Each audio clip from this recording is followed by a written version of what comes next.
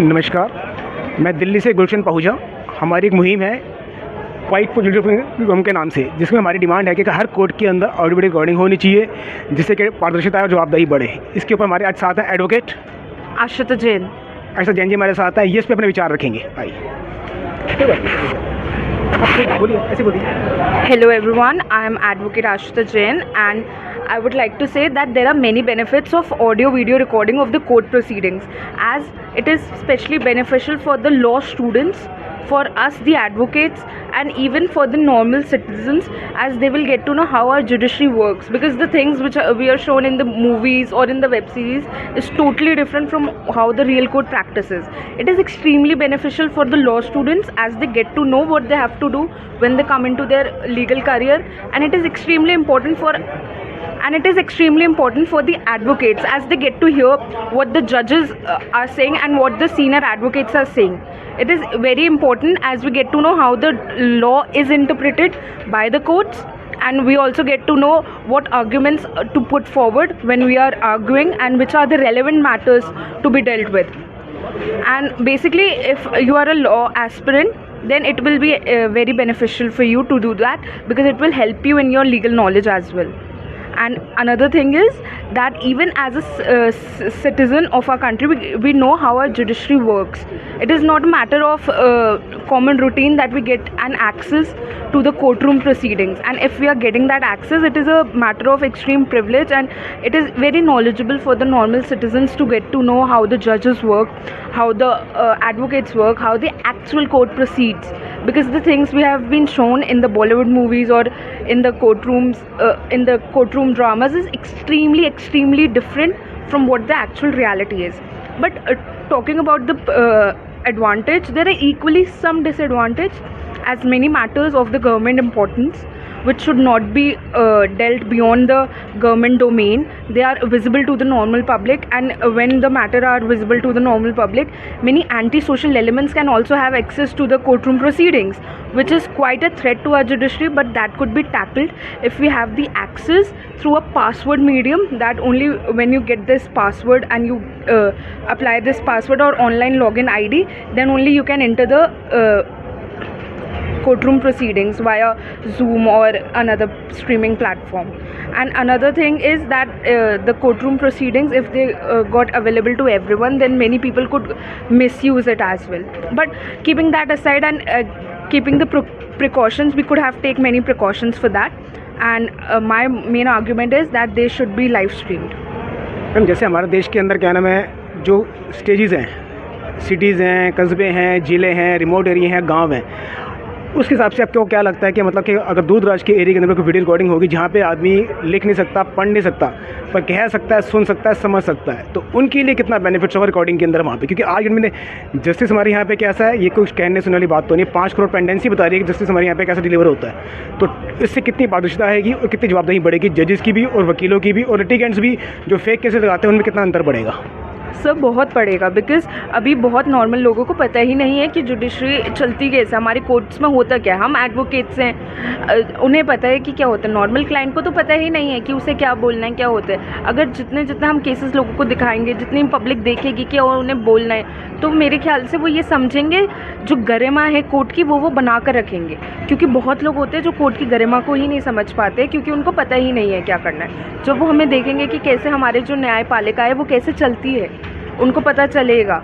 चाहे वो पढ़े लिखे हैं, नहीं पढ़े लिखे हैं, लेकिन वो जब एक तरह से आप जब देखिए किसी चीज़ को हम पढ़ते हैं, हमें हमारे दिमाग में डालने में थोड़ा वक्त लगता है, लेकिन वैसे अगर मैं कोई चीज़ देख लूँ, जैसे कोई मूवी है, मैं उसको देख लूँ तो वो मेरे दिमाग में एकदम छप जाती है। बट अगर मैं कोई बेरैक पढ़ूँगी तो वो उसको मेरे दिमाग में छपने में टाइम लगेगा। तो जो ये माध्यम होता है कि जो ऑनलाइन रिकॉर्डिंग है, स्क्रीनिंग है, विजुअल इम्पैक्ट जो एक इंसान के ब्रेन पे पड़ता है, वो एक बहुत बड़ा इम्पैक्ट देता है। सो हर किसी को ये देखना चाहिए, लेकिन मेरी कहने का जो माध्यम है वो ये है कि एक लॉगिन आईडी और पासवर्ड होना चाहिए, ताकि हर कोई एक्सेस ना कर पाए, लेकिन सिर्फ वो लोग जिनको वो लॉगिन आईडी और पासवर्ड नियमित है, और वो दिया जाए सबको एक वेरिफिकेशन के तौर पे। लोगों को एक वेरिफिकेशन आईडी होए, वो वेरीफाई करें, उन्हीं को वो जूम आईडी और लॉगिन पासवर्ड मिले, और फिर उसके ज़रिए वो हमारी कोर्ट प्रोसीडिंग्स को देखें। आप भैया ठीक कह रहे हैं, लेकिन कहना जैसे हमारा कहना है कि कोई भी केस होता है किसी केस से 5 साल 10 साल 15 साल 20 साल लगना आज के दिन में आम बात हो चुकी है। इससे पहले तो कोई उम्मीद ही नहीं है कि आपका केस डिसाइडेड हो जाएगा। पूरी हियरिंग होने के बाद भी 3-3 साल 5-5 साल तक कोर्ट उसमें पेंडिंग रहते हैं। और कई बार हमें ये देखने सुनने में आता है कि वकील साहब ने या लिटिगेंट्स ने कहा कुछ लेकिन वहाँ नोटिंग कुछ और हो जाता है। जितना हम लोग समझते हैं, जितना कहना है आजकल के हमारी पीछे कुछ दिनों के इंटरव्यू के सामने निकल के आया है कि उससे वो चांसेस बिल्कुल जीरो हो जाएंगे। Just like a third umpire या थर्ड आई की तरह काम करेगा ये वीडियो कैमरा। तो जो एक गलत कहते हैं कि भगवान जज साहब भी भगवान के बराबर है, पर भगवान फिर भी नहीं है, गलती वो भी कर सकते हैं। तो हमारा ये मानना है कि उससे गलती ज़ीरो हो जाएंगी। क्या आपका विचार भी यही है? जी, मेरा तो ये मानना है गलती तो भगवान से भी होती है, और जज तो सिर्फ एक इंसान है।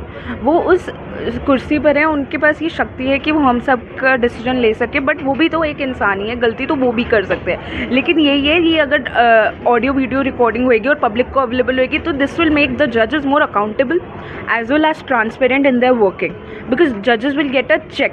They know that we are being watched by the entire nation and our actions will be questioned if we get wrong.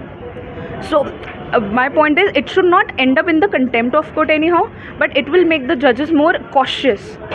The correct word is they will be more cautious, they will be more transparent, and they will be more accountable to the normal citizens, and many people will get an access to the judges, because normally the citizens cannot have any access to how the judge works, how he behaves in the court.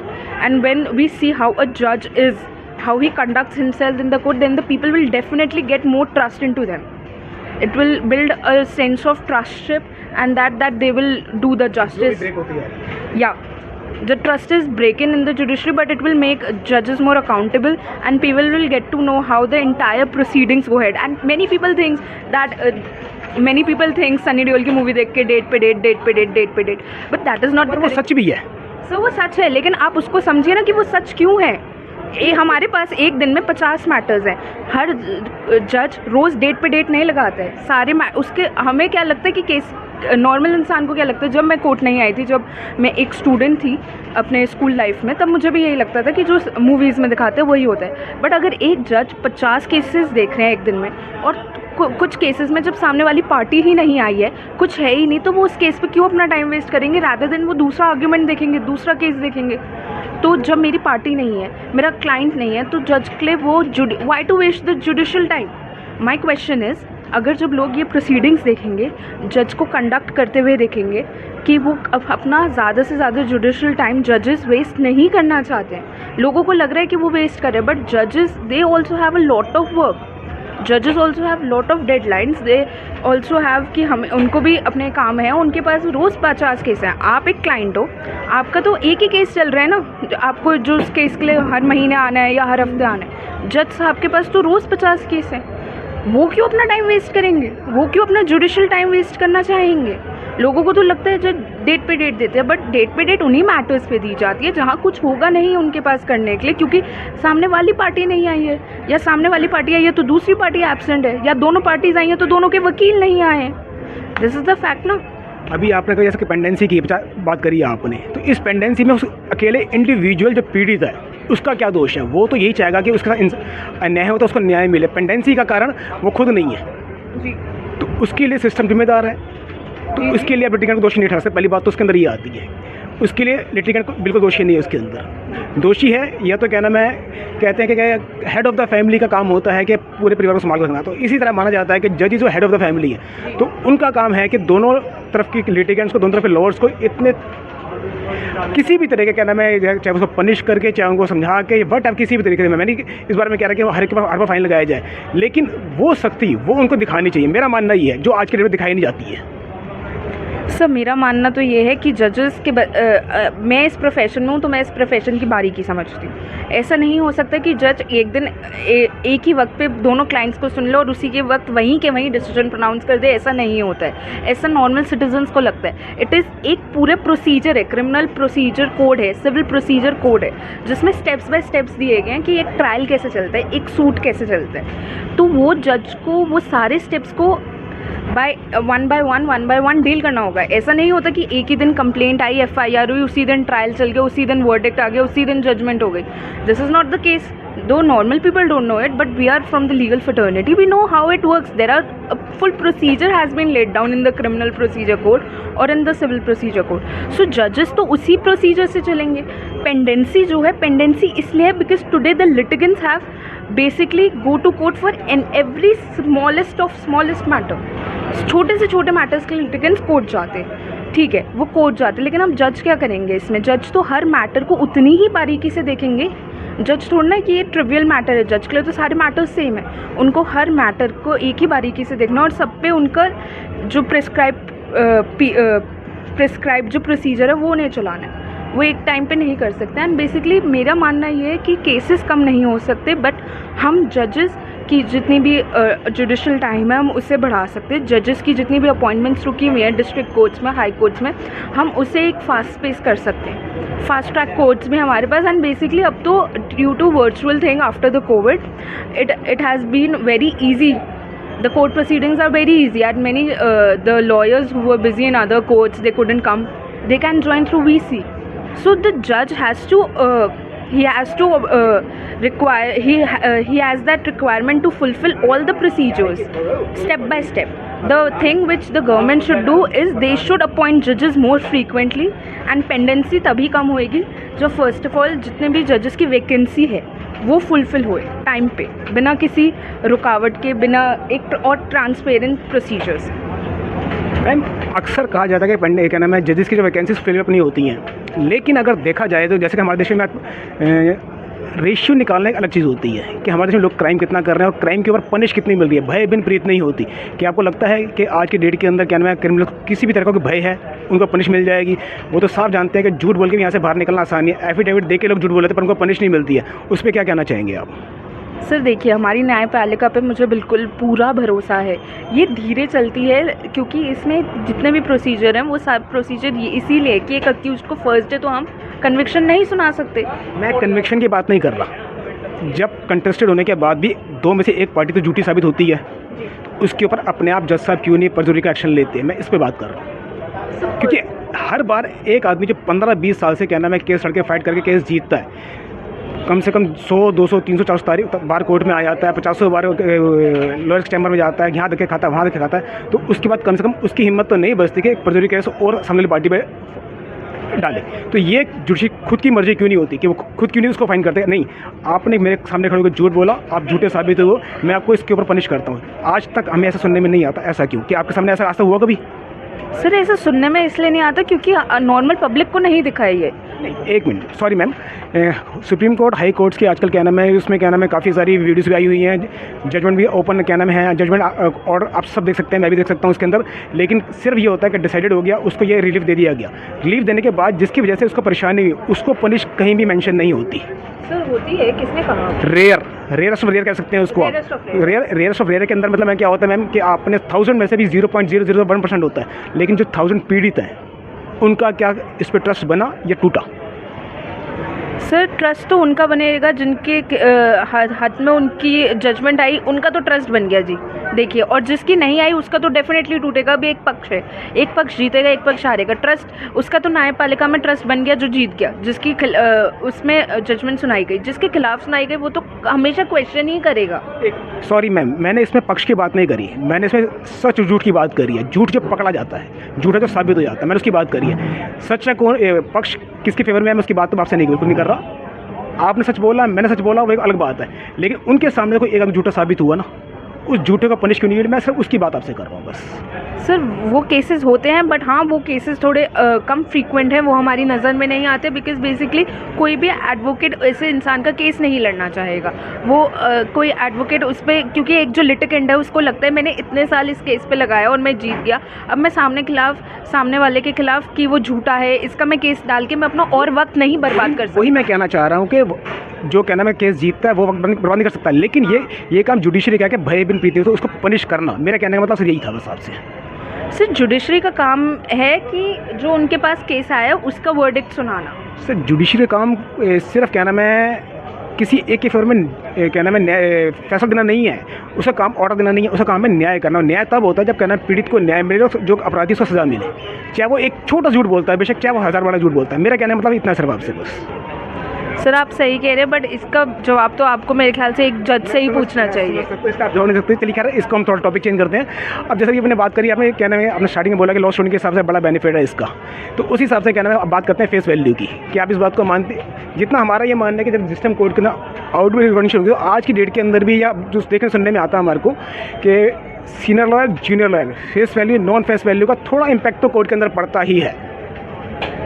Juniors को उतना time नहीं दिया जाता, juniors को इतनी importance नहीं दी जाती, juniors के साथ उस ढंग से उन शब्दों से बात नहीं की जाती जिन शब्दों से सीनियर या फेस वैल्यू लॉ से बात की जाती है। क्या आपको लगता है इससे फ़र्क पड़ेगा कुछ?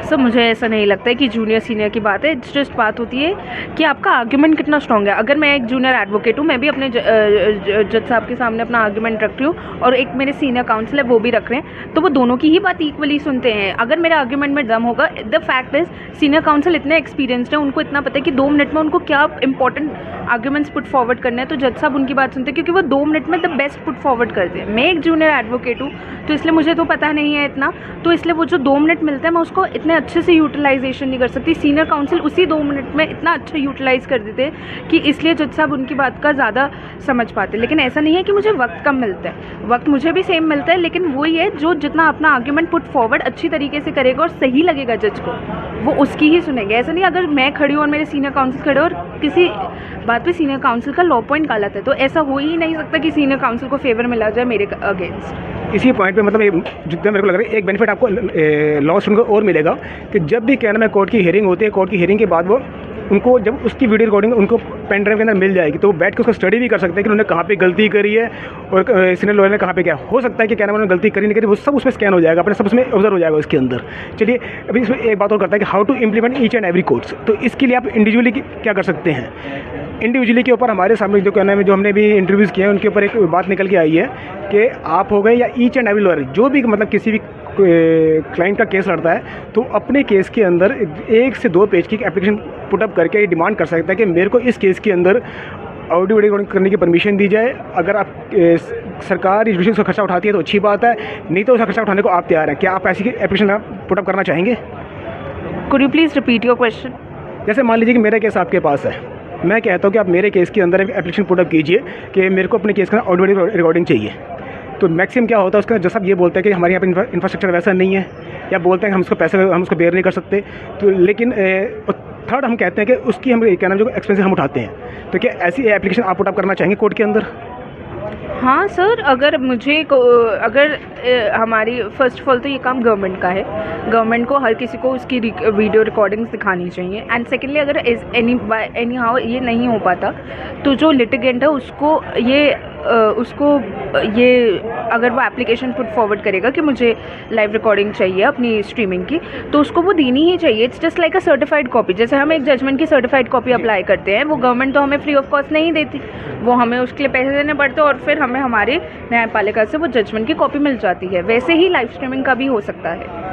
और ये जो लॉ स्टूडेंट्स हैं, बेसिकली खाली लॉ स्टूडेंट्स के लिए तो बहुत महत्व है ही इसका, क्योंकि वो समझ पाएंगे जिन शब्दों का यूज़ करा जा रहा है प्रोसीजर में। लेकिन जो नॉर्मल सिटीजन्स हैं, अब वो भी समझ पाएंगे कि हमारी जो जुडिशरी न्यायपालिका है वो चलती क्या, क्योंकि बेसिकली होता क्या है, लोगों में जो लोग देखते हैं, जो लोग पढ़ते हैं, उससे ज़्यादा इफेक्ट पड़ता है कि क्या लोग देखते हैं। अब नॉर्मल सी बात है, मैं एक किताब पढ़ूंगी 1 घंटे, उसमें मुझे इतना मेरे दिमाग में नहीं बैठा पाऊंगी जितना मैं 1 घंटे कोई एक चीज़ को देखकर वर्चुअल माध्यम से, एक एंटरटेनमेंट माध्यम से या किसी चीज़ का देखकर मेरे दिमाग पे जितना इम्पैक्ट पड़ेगा। तो नॉर्मल लोग जितने भी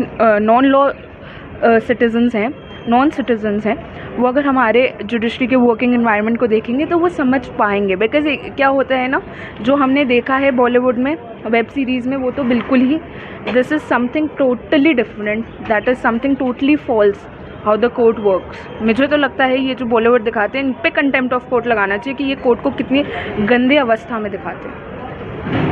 धन्यवाद। मैं इन्हीं शब्द से आपका धन्यवाद करना चाहूँगा। साथ में उम्मीद करूँगा कि आपका जो भी केस होते हैं उनके अंदर आप एक एप्लीकेशन पुटअप करेंगे तो उससे कम से कम ये होगा, चाहे वो डिसमिस है, अलाउ, तो वट एवर इतना उसमें कम से कम होगा, जज साहब के टेबल तक आपकी आवाज़ पहुँचेगी कि आप ये पारदर्शिता चाहते हैं और इस देश के जो जुडिशरी है उसमें रिफॉर्म चाहते हैं थोड़ा सा। धन्यवाद मैम, थैंक यू।